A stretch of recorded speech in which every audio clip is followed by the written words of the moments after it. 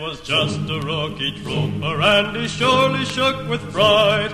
He checked all his equipment and made sure his pack was tight. He had to sit and listen to those awful engines roar. You ain't gonna jump no more. Soyez les bienvenus au Bulge Rolex Museum de Joubierval. Joubierval, c'est un petit village de la province du Luxembourg, de Vielsalm plus précisément. Une région qui a été fortement touchée durant l'offensive des Ardennes puisqu'elle a vu s'affronter les troupes nazies, principalement de la 2e SS Panzer Division. Voilà, juste à l'entrée du musée, de premiers vestiges de l'offensive des Ardennes dans la région de Vielsalm.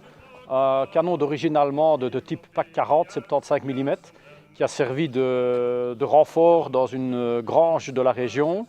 Également une plaque de blindé américain, de Half-Track M2, dans laquelle on a reproduit l'intitulé du musée, à savoir donc, le Bulge Rolex Museum. Autre témoin des combats de janvier 1945 et de décembre 1944, il s'agit d'un panneau en tôle émaillé, panneau routier. Celui-ci donc a été retrouvé au-dessus d'une position puisqu'un soldat américain avait creusé son foxhole et puis placé des bois sur son sommet. Enfin, il avait recouvert le foxhole avec ce panneau routier sur lequel on peut toujours voir les inscriptions La Roche-Samré et Salm-Château-Vielsalm. Nous avons la chance de pouvoir présenter au musée un film qui a été tourné fin décembre 1944 par des éléments du Signal Corps, dans lequel on peut voir les soldats américains qui se confrontent aux troupes allemandes. Ainsi, on voit les soldats américains qui proviennent du bas du village de Joubierval et qui remontent le village pour tirer en direction de la forêt qui se trouve juste ici au-dessus.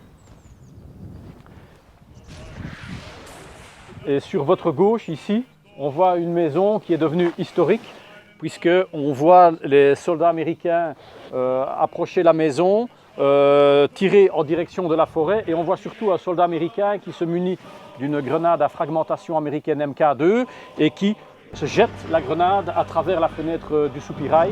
C'est une des raisons qui faisait que les civils parfois préféraient de fuir afin d'échapper au combat et à une mort certaine dans le cas où un projectile pouvait atteindre la cave. Ainsi, on peut voir les caméramans du Signal Corps filmer les Américains jusqu'à cet endroit ultime où ils étaient trop exposés. Et donc la caméra s'est arrêtée en face du numéro 41. On voit à peine la cour du musée dans ce film.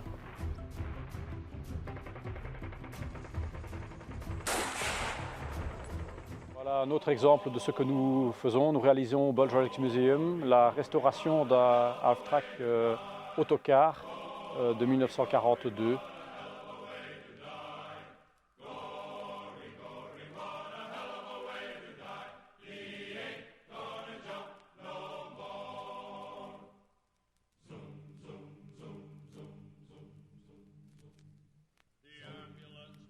Nous nous trouvons ici sur un lieu hautement historique situé sur la commune de Vielsalm, entre le tiers d'Olpreux à ma droite et le tiers du Mont à ma gauche.